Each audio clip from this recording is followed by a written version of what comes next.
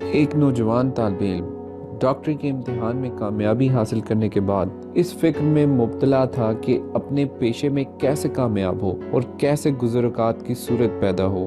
ان حالات میں اس نے ایک کتاب پڑھی اور اس کتاب میں 28 الفاظ پڑھے اور ان الفاظ نے اس کی زندگی بدل کر رکھ دی۔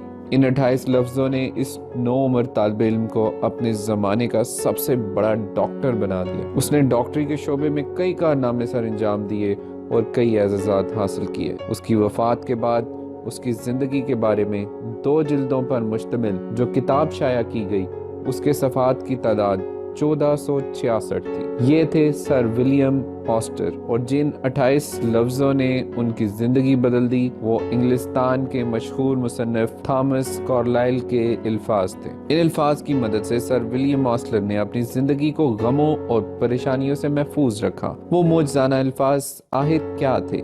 ہمیں چاہیے کہ جو چیز دور سے دھندلی نظر آئے اس کو نہ دیکھیں، بلکہ اس چیز کو دیکھیں جو آنکھوں کے سامنے صاف نظر آ رہی ہو۔ اس واقعے کے 42 سال بعد سر ولیم آسٹر نے ایک تقریب میں طلباء کو خطاب کرتے ہوئے اس بات کو غلط قرار دیا کہ ان کے دماغ میں کوئی خاص خوبی ہے، اور کہا کہ میرے دوست جانتے ہیں کہ میں معمولی دماغ کا مالک ہوں۔ میری کامیابی کا راز صرف یہ ہے کہ میں آج کی دنیا میں جیتا ہوں۔ آپ بھی گزرے ہوئے دنوں کو بھول جائیں، ماضی کو باہر پھینک کر دروازہ بند کر لیں، ماضی کی طرح مستقبل کو بھی دروازے سے باہر دھکیل دیں۔ آنے والے کل کا آج کوئی وجود نہیں۔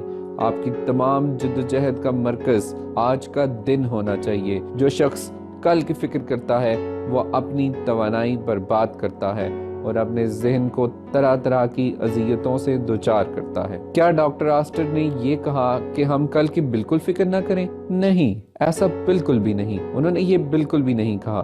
ان کا مطلب ہے کہ کل کی تیاری کرنے کا بہترین طریقہ یہ ہے کہ ہم آج کے کاموں کو پوری محنت اور توجہ سے سر انجام دیں۔ مستقبل کے لیے تیار ہونے کا یہی بہترین طریقہ ہے۔ سر ولیم آسٹر نے طلباء کو ہدایت کی کہ وہ دن کا آغاز حضرت عیسیٰ کی اس دعا سے کریں کہ اے خدا آج ہم کو روزی دے، اور ہمارے مذہب اسلام میں بھی اس بارے میں کہا گیا ہے کہ روز صبح سب سے پہلے اٹھ کر ہمیں اللہ تعالیٰ سے اپنے رزق کی دعا کرنی چاہیے۔ یہ بات بھی یاد رکھنی چاہیے کہ اس دعا میں صرف آج کے لیے روزی مانگنے کے لیے کہا گیا ہے۔ یہ شکایت نہیں کی گئی کہ کل باسی روٹی ملی تھی، اور اس فکر کا بھی اظہار نہیں کیا گیا کہ کل روٹی ملے گی یا نہیں۔ حضرت عیسیٰ کی اس تعلیم کو کہ آنے والے کل کی فکر نہ کرو لوگ عموماً بھول جاتے ہیں۔ وہ یہ کہتے ہیں نظر آتے ہیں کہ ہمیں کل کی فکر ضرور کرنی چاہیے، ہمیں بیمہ کے ذریعے، انشورنس کے ذریعے اپنے بال بچوں کو تحفظ فراہم کرنا چاہیے، اور آگے بڑھنے اور ترقی کرنے کے لیے پہلے سے سوچنا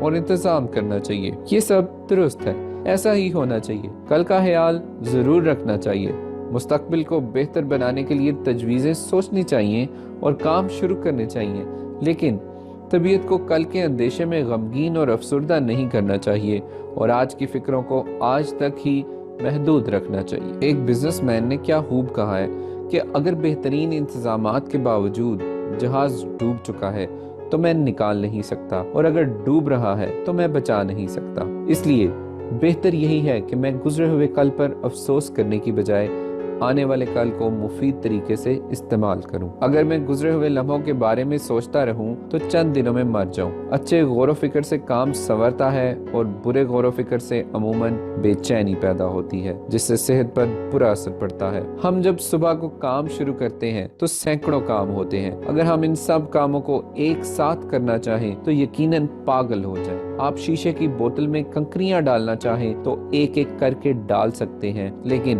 اگر آپ تمام کنکریاں ایک ہی وقت میں ڈالنا چاہیں گے تو بوتل ضرور ٹوٹ جائے گی۔ یہی اصول روزمرہ زندگی کے بارے میں بھی اختیار کرنا چاہیے، یعنی ایک وقت میں ایک کام۔ اس طریقے سے ہم آنے والی تمام پریشانیوں سے بچ سکتے ہیں، کیونکہ جب ہم صرف یہی سوچیں گے کہ ہمارا آج کا دن کیسا گزرے گا، ہمیں آج کے دن کیا کرنا ہے، تو ہمیں بھی جو آنکھوں کے سامنے ہے صرف وہی نظر آئے گا، اور جو چیز ہمارے سے دور ہے، جو ہمیں دھندلائی ہوئی نظر آ رہی ہے، اس کو ہم نہیں دیکھیں گے۔ شکریہ۔